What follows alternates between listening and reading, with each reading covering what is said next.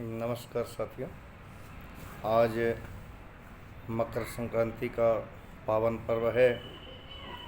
हम आपको माता रंग गंगा माता से आह्वान करते हैं कि आपको आपके सपरिवार को खुशियां दें।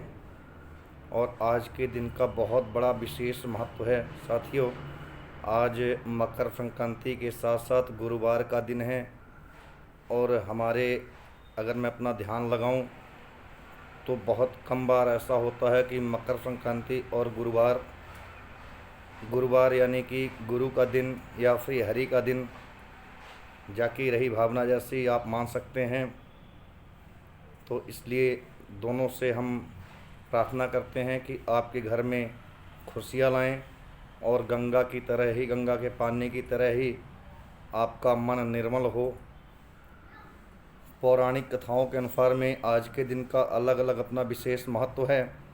पर सबसे पहले हम उन भाइयों को जो गंगा स्नान करने कतिपय कारणवश नहीं पहुंच पाए हैं, तो हम देवी देवताओं का आह्वान करते हैं।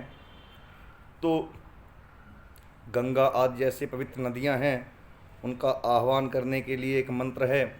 हम आपके सामने बता रहे हैं कि ओम गंगा च जमुने चैः गोदावरी नर्मदा फराफती सिंधु क्षिप्रा अस्माकं जलम आगच्छामि। इस मंत्र का उच्चारण करने से ये जो सातों पवित्र नदियों का पानी है, जल है, हमारे जल में इकट्ठा हो जाता है।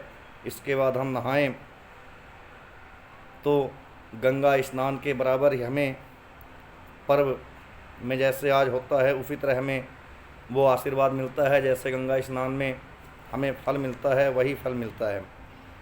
फिर आज के दिन का कुछ छोटी छोटी महत्व करेंगे कि आज मकर संक्रांति के दिन क्यों हम मनाते हैं। तो इसमें एक सबसे बड़ी बात है कि सूर्य भगवान का उत्तरायण होना।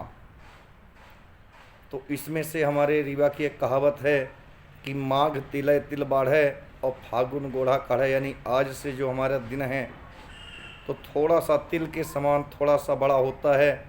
और जैसे फागुन का महीना आता है तो फागुन से जितना हमारा एक पैर चलने पे बीच की दूरी होती है, दिन उतना बड़ा हो जाता है।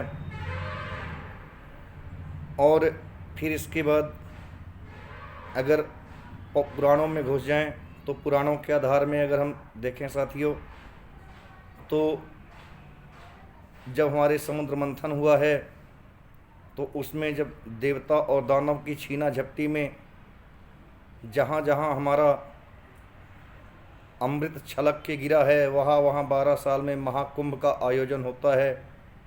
और जहाँ जहाँ उसकी परछाई कलश की पड़ी है, कुंभ की घड़े की पड़ी है, वहाँ वहाँ हर 6 साल में अर्धकुंभ होता है।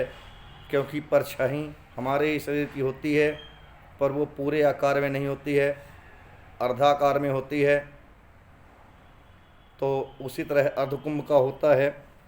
फिर तीसरी बात है कि महाराज भगीरथ ने भी गंगा माता का आह्वान किया था, जिसकी वजह से हमारी गंगा मैया को भागीरथी के भी नाम से हम लोग देखते हैं, मानते हैं, पूजते हैं। और उसमें विचारों की बात है तो हमारे जो विद्वान लोग हैं वो कहते भी हैं कि जैसा लोगे अन्न वैसा होगा मन, और जैसा रहेगा आहार वैसे आएंगे विचार।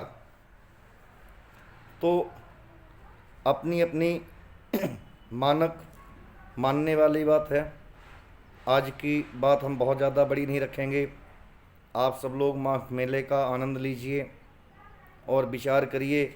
इसी पे गंगा मैया की महानता पे एक हम छोटी सी कविता भी लिखे हैं जो आपके सामने प्रस्तुत कर रहे हैं कि गंगा मैया तुम बड़ी महान, हम बालक तेरे भीष्म समान।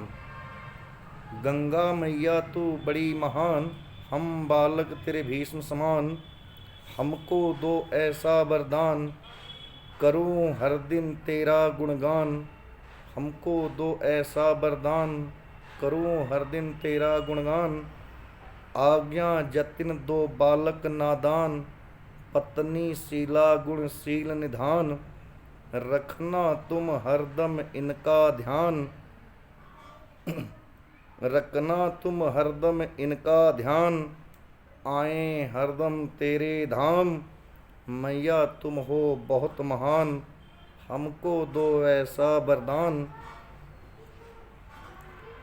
कैसा वरदान दो साथियों? कि सदा रहूं सदधर्म में मैया, सदा रहूं सदधर्म में मैया, ना आए हम पर अभिमान, गंगा मैया बड़ी महान, हम बालक तेरे भीष्म समान। गंगा यमुना एक समान, गंगा यमुना एक समान, जल इनका है अमृत पान, मैया दो ऐसा वरदान, रहे हमेशा तेरा ध्यान। करूं हमेशा मंगल आरती, करूं हमेशा मंगल आरती, तुम दे दो ऐसा सामान, हिंदू हो या कोई भाई, हिंदू हो या कोई भाई, देखूं हरदम एक समान। भारत माँ के बेटे हम सब, भारत माँ के बेटे हम सब, परम पिता हैं ब्रह्म समान, रहे हमेशा इनका ध्यान, हम बालक तेरे भीष्म समान। भीष्म प्रतिज्ञा लेते हैं हम, भीष्म प्रतिज्ञा लेते हैं हम, रखूं हमेशा सबका ध्यान, गंगा मैया बड़ी महान, हम बालक तेरे भीष्म समान, हमेशा रखना मेरा ध्यान। जय भारत, जय भारती, जय माता की, जय हो गंगा मैया की। नमस्कार, जय हिंद।